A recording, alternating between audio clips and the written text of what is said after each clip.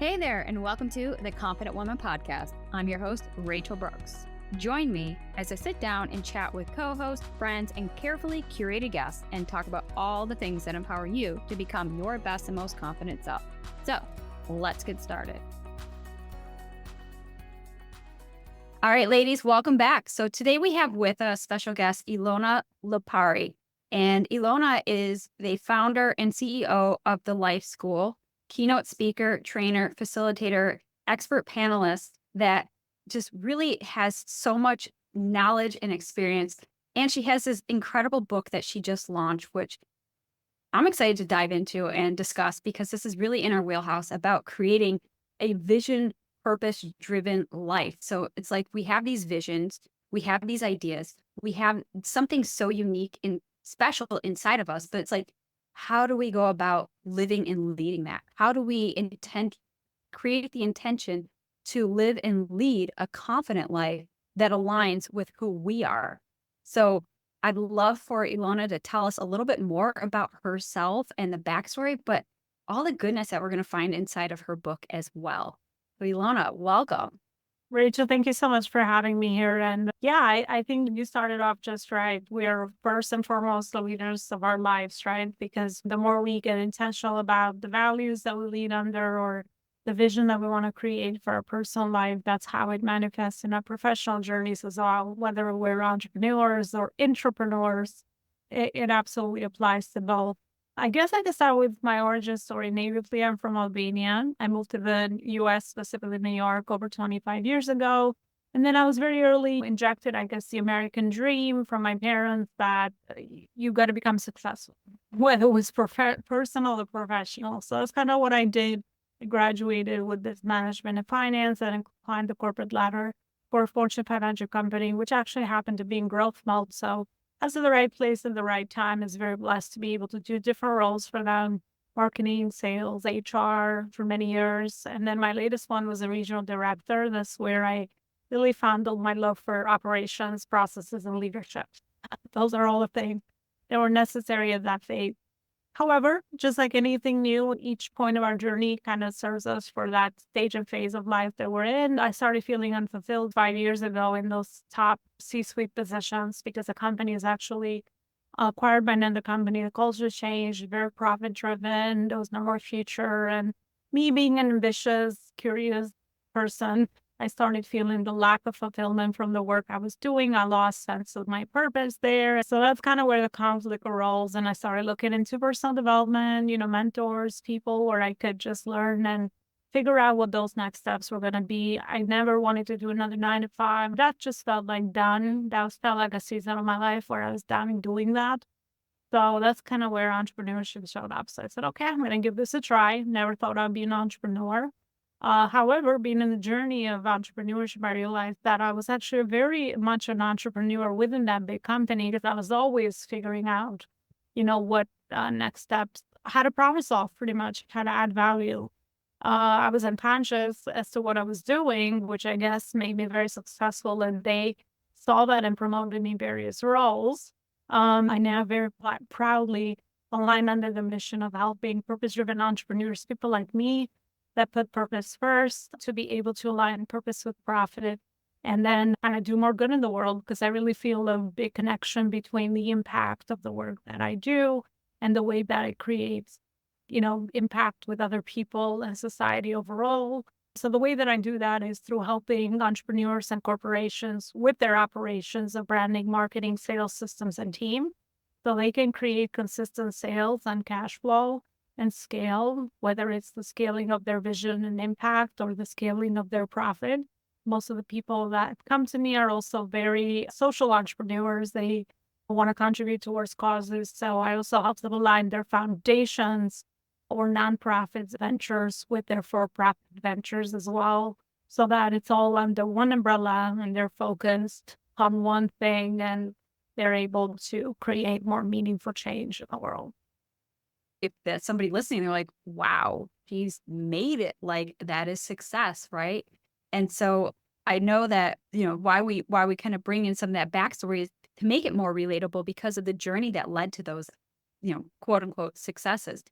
And having that experience and coming through all these different facets of business and the experience that you have and that led you into this entrepreneurial space has taught you so much that having two perspectives now, being in a Fortune 500 company and then working for yourself, but also in that working for yourself in the entrepreneurial space, you have the ability to go into these corporations and see things from different perspectives, helping them get situated, helping them clean up their systems, helping them create more profits and scalability and all the things that's kind of like the behind the scenes.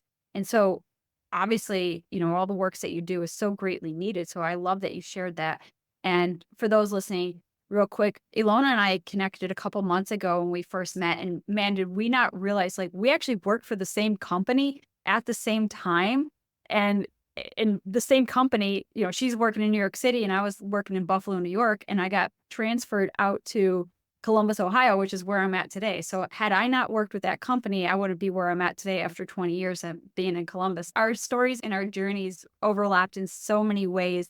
And here we are, for me, in this place 20 years later, and I had left the company close to 16 years ago and have been in the entrepreneurial space as well. Really, our passions come from being able to see and witness that on both sides because we can relate, like we've been on that. So it's like, oh man, how do we help those individuals, but how do we also help the corporations and the teams? Because you realize the importance of the works that you do and the impact that it will make beyond. I don't think I'd ever met somebody who has walked as closely in alignment or the same path as Elona. And here we are, all these years later that we finally, have a chance to connect and share those stories. So Elona, just tell us a little bit more, because I know that you have this incredible book and you have quite a few books actually, but your newest one. And I think that this is the one that really speaks, with your book, which is Visionary Purpose-Driven Leadership. And that's really built around the life school. So taking business, taking life, taking this entrepreneurial journey, how did that all start for you? Let's talk about your vision and your roadmap that has really led you into pursuing this purpose-driven calling. Love that you connected a few dots, and I resonate with a lot of the things that you said behind the purpose piece too, because again, there's a reason why we do the work we do and why we feel like at this phase and stage of our journey, we want to serve others through whatever it is that we really have clarified based on our experience or personal journeys as well. So I also love to hear the purpose piece because that actually is very much connected to the leadership piece, right? And one of the things that I was very happy with the company that I work for and which you also work for is being at that C-suite level and seeing how a big corporation is actually built, right? And getting that bird's eye view on, okay, hold on, operations, processes. There's no other way that this company got to where it is without the right people in the right places, leveraging their expertise, creating spaces in the company where people can grow, learn, and contribute, and always move into those next positions based on obviously the career paths and the career journey. So that's something that was very interesting to me. And that's what I put in my book as well around the operations piece, because I know that in our space or in the space that I work with now with a lot of entrepreneurs that are maybe just startups or like medium-sized businesses, they don't always have that knowledge, expertise, or even the resources to be able to grow from that company where they are to a bigger company. That's why I always say that the function of a business is always to be independent from its owner, from its founder. I've seen this firsthand, and I've seen how obviously somebody can go from a tiny company to a bigger company. So that's why, for me, operations is a very important piece.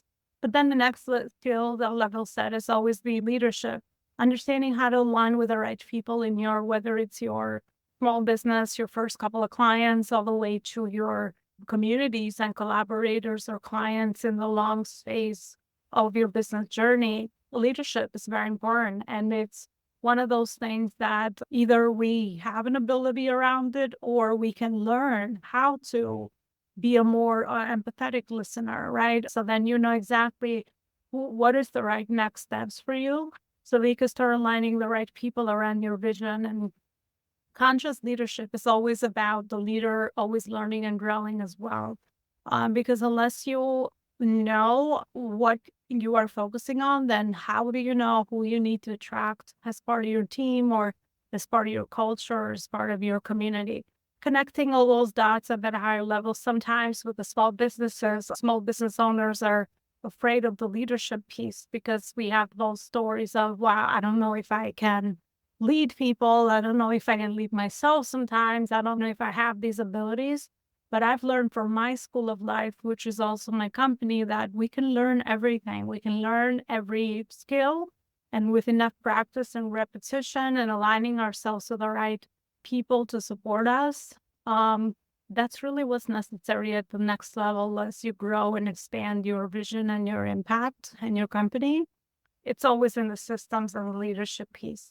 So that's what I would say around, even the reason why I wrote the book and the level of leadership that's needed today. Cultures should be more inclusive, right? Diversity should be encouraged because people that really understand what they're working towards will absolutely be more productive, and you can retain your talent.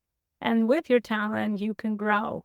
So it's almost like everything is connected together so that companies can really create impact and generate profits so they can put that into bigger causes and bigger things based on everybody's individual vision.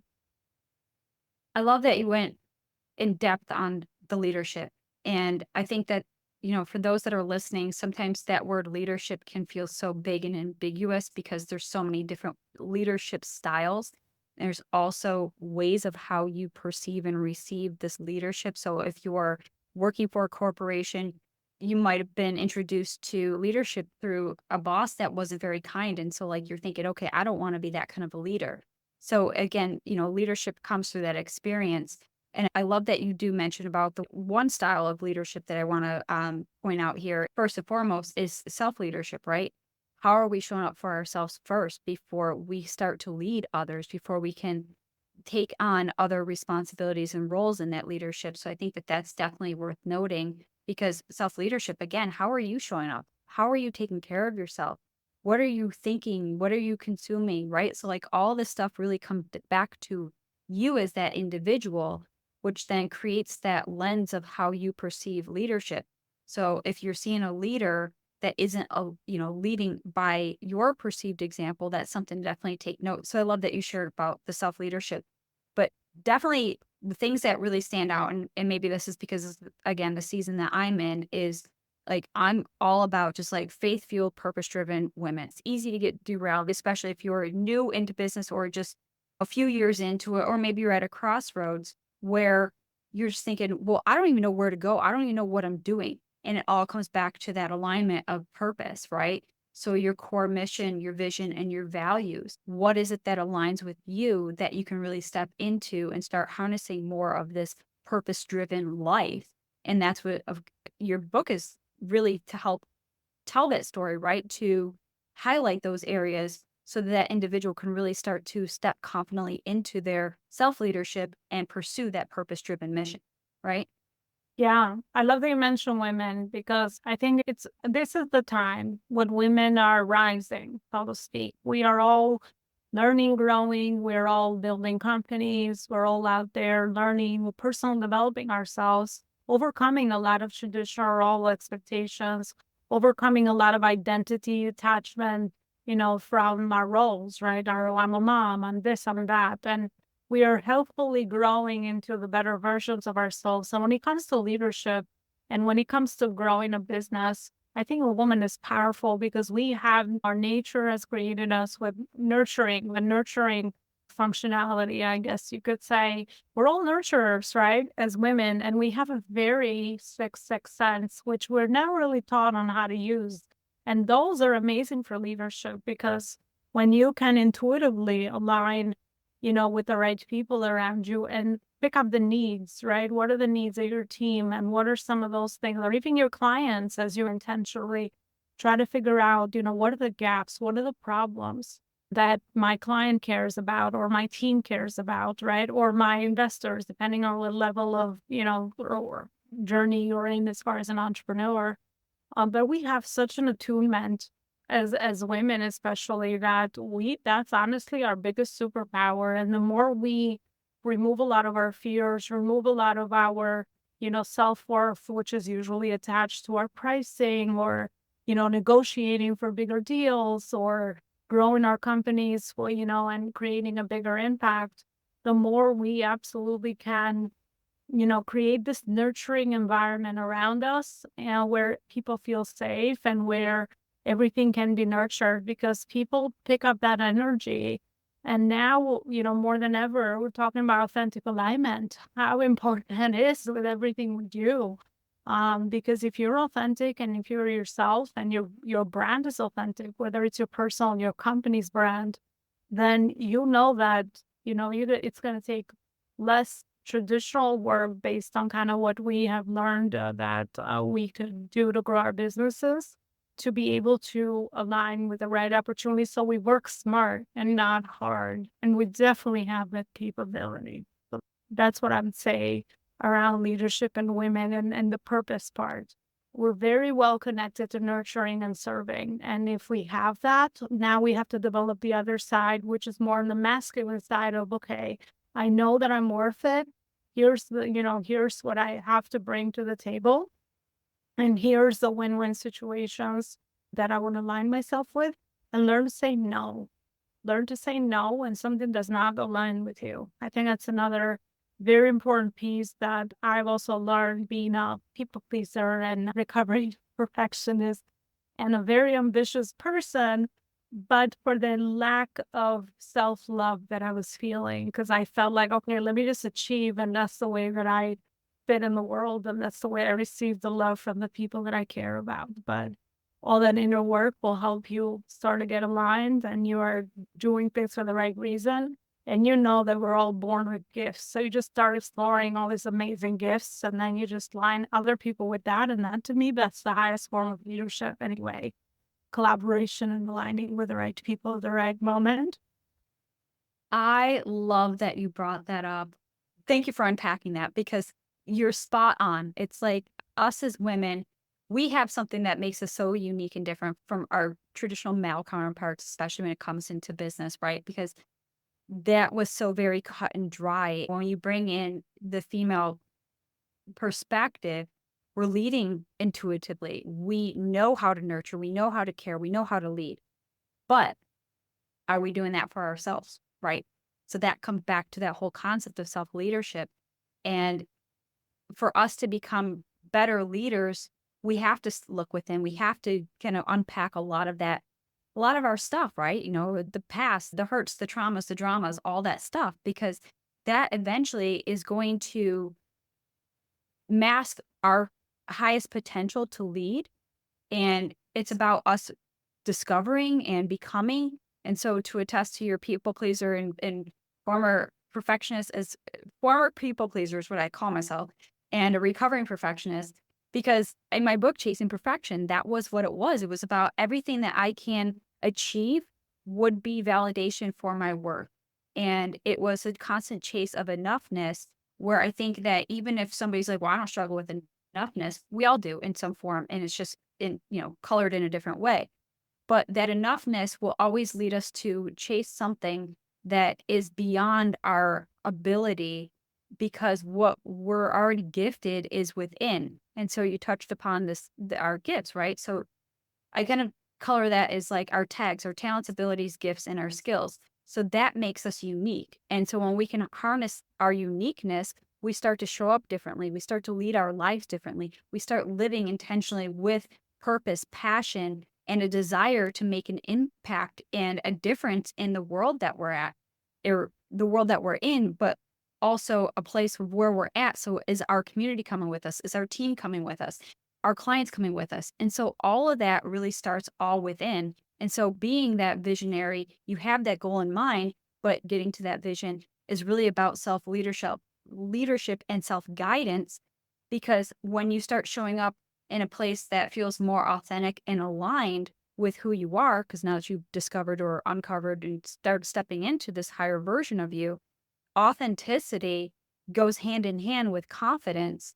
And I think that the more we repeat that cycle, the more confident we become and the more authentic we become. And there strips away all those masks and facades and the people pleasing and thinking that everything has to be perfect and validated in that enoughness. Because when you know who you are and whose you are, you start to show up and you start living with, on, and for a purpose. We're here for a short amount of time. If we're not living and leading a life that feels congruent or in alignment with the person that you are, or maybe you still have some discovering about that, either way, life is meant to evolve. And so even you might be thinking, I'm living on and for a purpose now, but then you're not going to be the same person you are in 5 years. So allowing yourself that flexibility and grace to evolve and grow. And the more that you keep refining and sharpening those skill sets, the more authentic you start becoming, the more confident you become. And so this kind of repeats that cycle. And so obviously you can find a lot of this information all in your book, right? Yeah, you said it so perfectly. I'm just listening, right? Because that's exactly what it is. And I have also found that when we're not in alignment with purpose, life will give you signs. You'll hear little whispers, you'll feel uncomfortable, you get anxiety, the outside circumstances start happening, and it's not positive things. So it's almost like the universe is aligning things so that it can just shake you up a little bit, just like this is not your path. And I've realized that every door that has closed or if something did not go my way, it was because it was not for me. I'd be like, why? I wanted to get that, opportunity or whatever. But then looking back in retrospect, as time has gone by, I'm like, oh, that's why that didn't work because I was supposed to go here and this is way better than that little thing. There's just a tinier dot and vision from what I could see. So, because you can't see the whole staircase sometimes, you just have to take that one step at a time. But another one that you said, well, back to what you were saying with the vision part, I've always learned that it's important to just, if you don't know what the next step is and you are just, your purpose is kind of clouded, just take your time, stay patient, go back to spending their time for yourself. And then your next insight will come and the download will come. And then you know exactly who to align with. And if you're going to be after purpose and impact, it's always usually what I've learned is always the who, not so much the how. Because sometimes we're always like, we want to have certainty in our lives. We're always looking for security. We're like, well, how am I going to get there? So just trusting in the process and knowing that you'll get that insight and then you'll get that who. You just have to pay attention to all the dots connecting around you. And if you just get, used to that, you'll just gonna start connecting bigger dots and their lives will be so much easier and you'll just really be at peace because you know the right thing will be for you in the right time and your own unique journey is there, for you and there's no competition anymore. Just about how much impact can I create? How many people can I help? How can I be at that highest level of service based on my intuitive gifts and all of that? So, yeah, that's at least what I've learned that I'm like, oh my gosh, I wish more people know there's a better way to live life. A lot of that is in the book. Yes, and there is a better way to live life. And if you want to learn more about it, obviously pick up a copy of Elona's book, which is Visionary Purpose Driven Leadership. And to that point is like giving yourself grace. I mean, you're not going to find out who you are overnight. You're not going to find your vision or purpose, all these things overnight. It's about being curious, being open-minded and willing to explore, but also willing to put yourself out there, take risks, fail often. And when you do, just get back up. That's the resiliency that you start building. You're just that bouncy ball, bounce down, bounce back up. And now you just quickly learn from that. You say, okay, that door was shut. That one wasn't for me. That's what I learned. You start picking up these pieces in life and puzzling them together, not necessarily of how to get to your vision, but also is reminders of how not to get to your vision, right? Because all this stuff is also showing you both ways. And so to your point about, finding out who you are and figuring out like it's going to come over time. And it's about just, again, exploring, being curious, learning every day something new about yourself. But if you don't know where you're going, give yourself grace, give yourself patience, give yourself permission to start going to do the things that light you up. So sometimes those passions, we think, well, if I'm going to jump ship into this entrepreneurial space, it can't start with my passions because those are hobbies. No, that's a great place to start because what lights you up will sustain you in the long run. So that gift that lights you up, that passion, I always say when you're looking for purpose, it's the intersection of passion and purpose. And that's that intersection where they overlap. And that could be something that's like, it lights you up or it pisses you off, but those are the things that are now fueling you to pursue something greater, bigger, and make a difference in the lives and in this world that we're in. So I love that you shared all of these tips and strategies as well. And so your book is greatly needed and definitely something that was going to make a huge difference in the impact that you hope to leave here on this earth and is part of your core mission and your vision as well. So Elona, tell our listeners how they could find out more about you, where they can buy your book and books, and all the things that you have going on, because you are making a huge difference in this world. And I'm so grateful for this opportunity to connect and share your works with our listeners as well. Well, yes, thank you so much for the beautiful speech you just held, and so how beautifully you just articulated a lot of those important pieces that I know the audience will probably take away a lot of value from. They can find, I have my hub on my website. They can find a lot of great resources around purpose and profit alignment at elonaloparicoaching.com. And I also have a podcast, the Life School Masterclass Show, where they can connect with visionaries, connect with other amazing women entrepreneurs, really making an impact in the world and always involved or interested in the evolution of the personal or professional impact that they can have. So that's also on my website, and it's called the Life School Masterclass Show. Well, awesome. All of that will be in the show notes below. So be sure to follow Elona to connect with her. And if you pick up a copy of this particular book or any of her books, be sure to reach out. Let her know that you've read it, that her work is making an impact in your life. We're just grateful for you, Elona, for being here and sharing all of this with us. So thank you so much. Thank you. Hey there. Thank you so much for joining me on today's episode of the Confident Woman Podcast. If you enjoyed today's episode as much as I did, please be sure to like, subscribe, and leave us a review. Thanks again for listening.